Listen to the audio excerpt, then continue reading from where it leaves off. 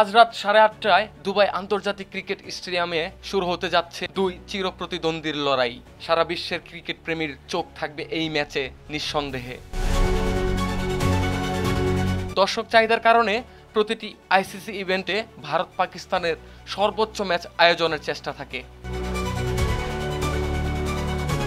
দুই দলের সর্বশেষ দ্বিপাক্ষিক সিরিজ হয়েছিল 2012-13 সালে ভারতে।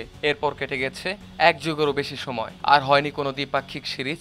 অথচ একসময় ভারত পাকিস্তান ম্যাচ মানেই ছিল ক্রিকেটের এল ক্লাসিকো, টান টান উত্তেজনা, একের পর এক মোড়া নাটকীয় মুহূর্ত।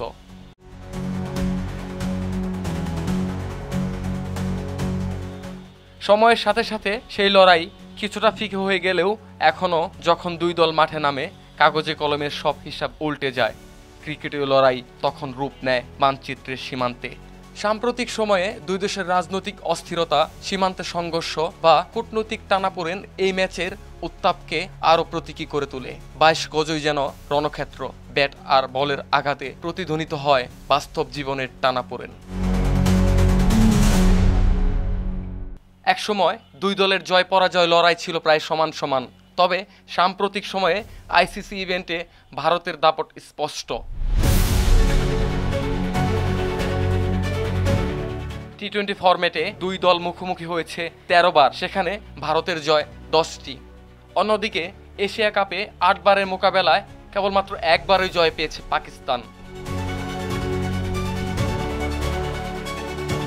তবু ভারত পাকিস্তান ম্যাচ মানেই অঘটনের সম্ভাবনা। এই লড়াইয়ের উত্তাপ অনুভূত হয় ঢাকায় প্রায় 3540 কিলোমিটার দূর থেকেও। ছড়িয়ে পড়ে 145 কোটি ভারতীয় আর 25 কোটি পাকিস্তানির রক্তে, কোটি কোটি ক্রিকেট প্রেমীর হৃদয়ে। Hasan Mithu, desk report, Dhaka today.